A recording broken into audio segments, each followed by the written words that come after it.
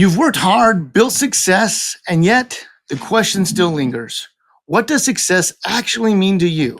Is it a number in the bank, the work you do, the life you live, or something deeper? Today, we'll unpack what affluent families say about defining success, and the answer might surprise you. Stay tuned, you won't want to miss this.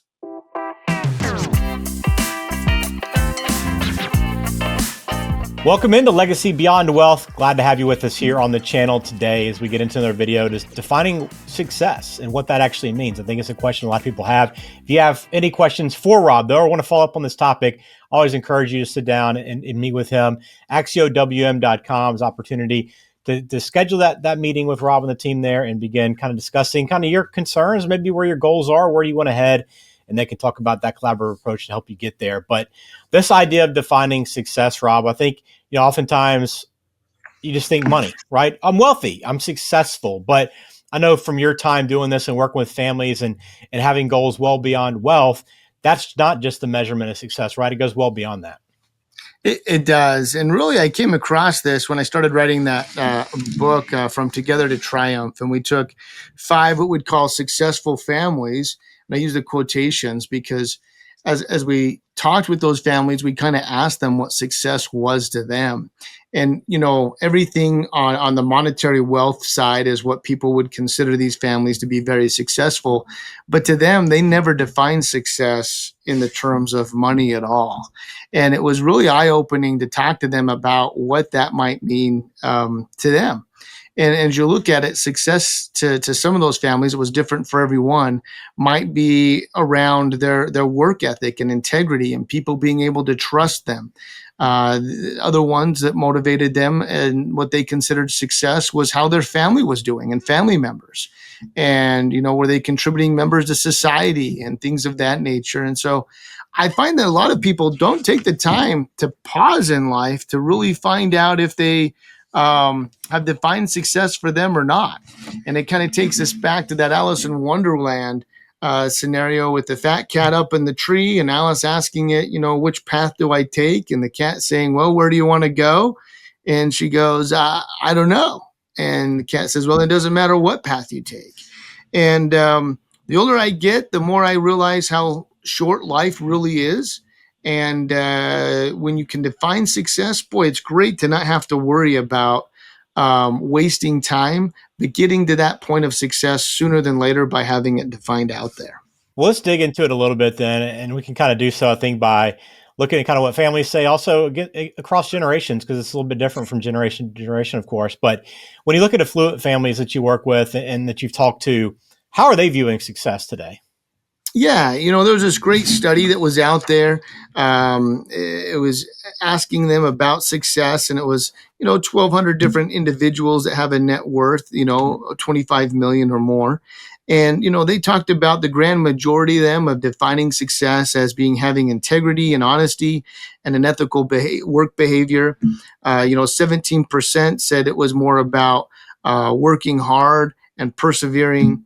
And then another 16% said it was about achieving a healthy balance between family relationships and work that's out there.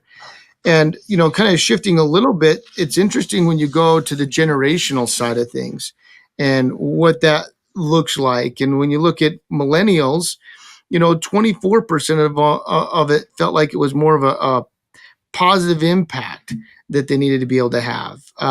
Gen X was more on hard work and work-life balance. And so kind of interesting that there's not one definition of success, but really differences amongst different generations that are out there. And that can be key as you're looking at helping to define success, maybe for that next generation, realizing how you defined it may not exactly be the same for that next generation as well.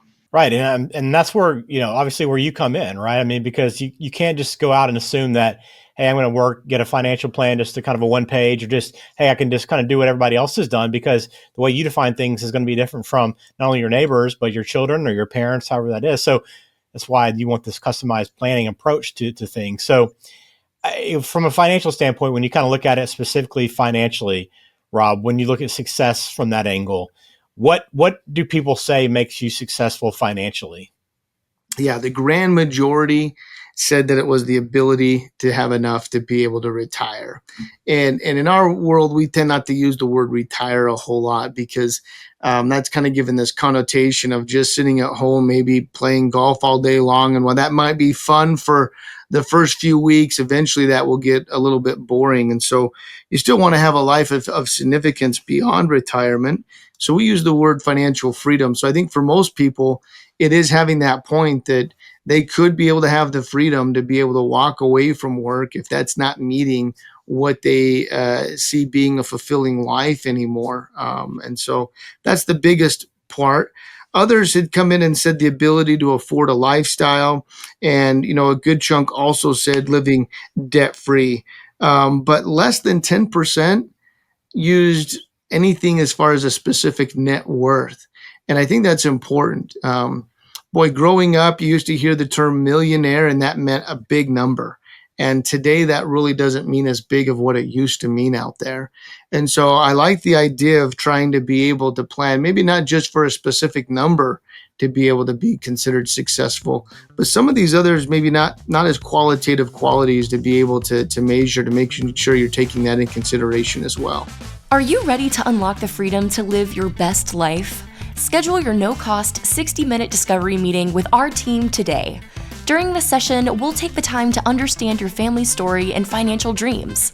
Together, we'll craft a personalized roadmap designed to help you achieve your goals. Let's explore how we can unlock the freedom for you and your family to thrive. Just click the link in the description of today's show to get started. Yeah, I think it's interesting that younger investors value that early retirement, where the older investors like that freedom and flexibility. Yeah, I think you can kind of see that firsthand, probably by not only people you worked with, maybe some of the younger clients you work with, and then probably some of the maybe your kids and generation, that generation itself, just kind of the way they approach life, right? It's just a different mindset than what maybe our parents had. Yeah, it is. And boy, I grew up with something, and that was that you make the most of every dollar that you have. Just because we grew up in a life where I learned that value of hard work, right? You wanted something, you had to go out and be able to make it for yourself. And so I think there's a part of that too, that even if you have a very successful family in terms of finances, that you look at that impact and that mindset of that generation that you're raising, and how do you make sure that you help set them up so they can have the tools necessary to be successful as well. And that kind of talks a little bit about personal life. I mean, when we go in there and we ask people about what success means in personal life, very interesting when you take a look. 58% said it's about having strong family and friend relationships. 41% said having a healthy and active lifestyle. Your boomer generation emphasized more about financial security and travel. And your millennials focused more about raising a family and continuing to learn and grow.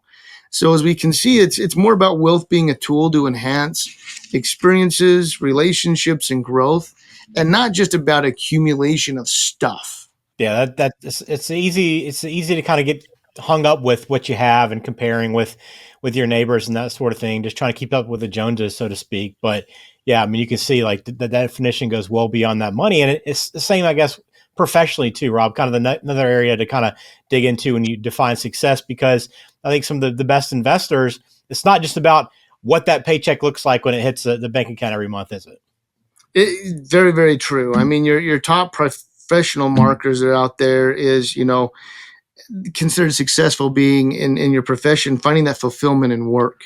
And that was 47%. Mutual respect with colleagues, that was 38%. And having that work-life balance is very, very important at 37%, although millennials pushed that up to almost 60% in that work-life balance that is out there. And, you look at it, the different generations that are out there, those millenniums value positive community impact and professional development, where your boomers are leaning more towards recognition and purpose that is out there. And bringing all of these ideas of differences of generations and different segments of your life, and what does that mean and how do you define it, as we're kind of going through these different steps, boy, it sure makes a difference. If I think back when I first started, we talked about a 4-generational workforce for the first time in history, where we had 4 generations working at the same time, perhaps at the same company. And this study shows different people value different markers of success and professions differently. And so, you may want to reward or show recognition to a boomer a little bit different than you would a millennial to help them feel like they're successful in their career. It's not all the exact same. Yeah, you've done a good job of just kind of explaining what that looks like beyond just wealth itself. But the numbers are great, the statistics are great, but what does it actually mean for me, right? So for anyone that's listening right now, how can they apply the insights that we provided them today to what they're doing? Yeah, I think there's really three things if we take a look at it. First, reflect on your situation. Nothing can be more important than taking time to find a quiet area that you can really reflect on what has been success up to this point and what do you see that being as we kind of go back through and talk about these different areas.